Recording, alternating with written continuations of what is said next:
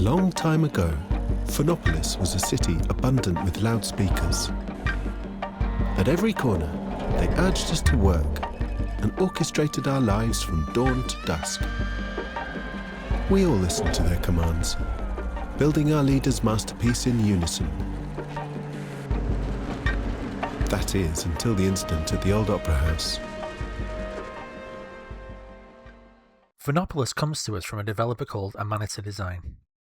Now, I've seen some of their games around before, games like Machinarium and Samorost, but unfortunately I've never actually jumped in and played any of these games, but now, after playing Phonopolis, I might actually go back and give them a go.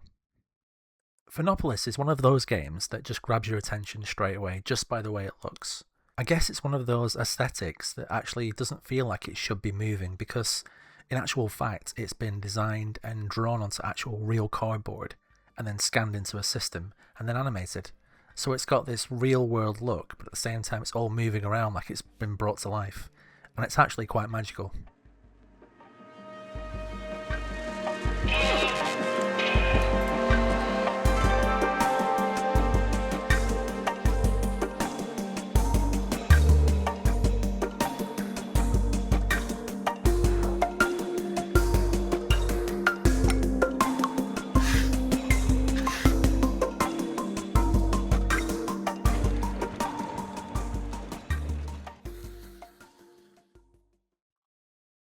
So, as usual, no big spoilers, but the general idea for the game is that you live in Phonopolis, and your name is Felix, and you are the main character, and you are also narrating the story as you go.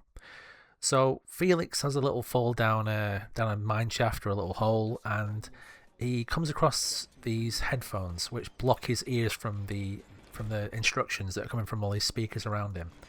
Now, everyone else around him is following instructions and just being brainwashed, basically, by these speakers. So these earphones allow him to wander around the city unimpeded and kind of just have a general look around. And he starts to realise there's something not quite right about Phonopolis. Spectacularly.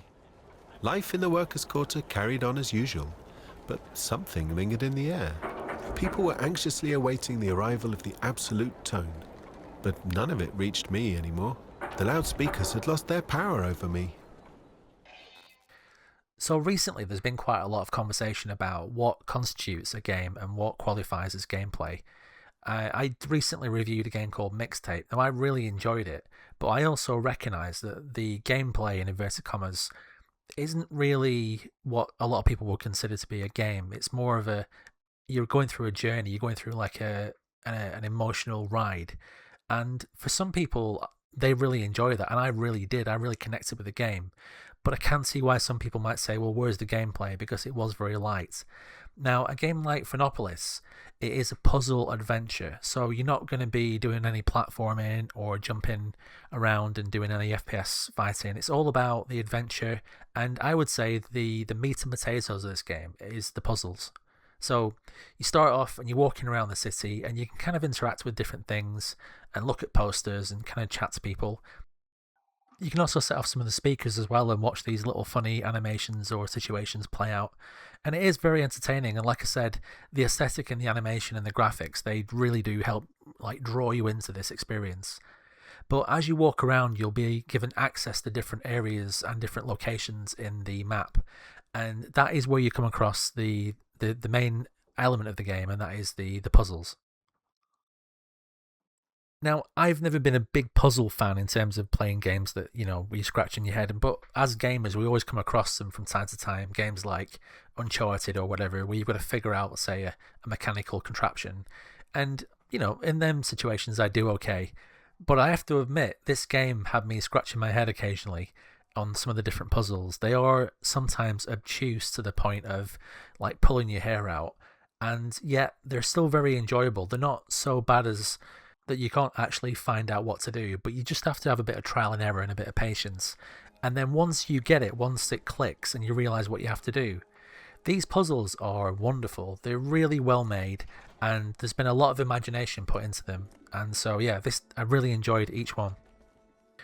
And also, like I've mentioned, each one is housed within this amazing aesthetic, which, like, they work hand in hand to really, like, bring you into the puzzle. And that handcrafted idea of like ripping paper or like moving polystyrene around or however they've done it. It's so well done. And all of the elements come together, including the really good sound design. And it's just a really interesting and enjoyable puzzle adventure.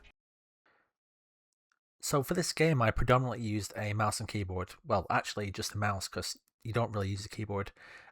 It's like a point and click adventure in some ways. You have a little contextual mouse pointer, and when you see the spinning feet, you know that you can walk there. And when you see a hand, you know it's something you can interact with, and that's basically it. But there's lots of ways you can actually interact with things, like dragging paper off things or pulling on levers. The game is quite inventive in the way it does that, and that keeps things quite interesting. So in this dystopian city, I will just say these police officers are running around after you and chasing you, and they really did remind me of the guards in the Flash Gordon film from way back when. So if anyone knows what I'm talking about, you'll spot that straight away. Oh, and speaking of controls, somebody did actually ask me a few days ago. They saw me playing Phonopolis, and they asked me if I was going to play it on Steam Deck, and I did download it on Steam Deck and did try it. It does work fine. It controls pretty well, but you can't really beat that mouse input for this game. I would say, just in terms of like dragging things around and moving things. You can actually adapt the control scheme quite easily to be better on the Steam Deck. But yeah, I think if you're going to play it, I would play it on a desktop with a mouse. And there we go, guys. There's not really much more I want to say about it. I mean, I think the aesthetics and the visuals speak for themselves, and you'll know yourself if you like puzzle games, then this might be one for you. And I hope you enjoyed the review. I'm away now for a few days, but when I get back, I'm planning to review 007 First Light, and I'm also taking Batman away with me on my Steam Deck, so I might try and do a quick review for that as well, but we'll see. And there we go. I hope you're all well, and I will speak to you all soon. Alright, guys, take care.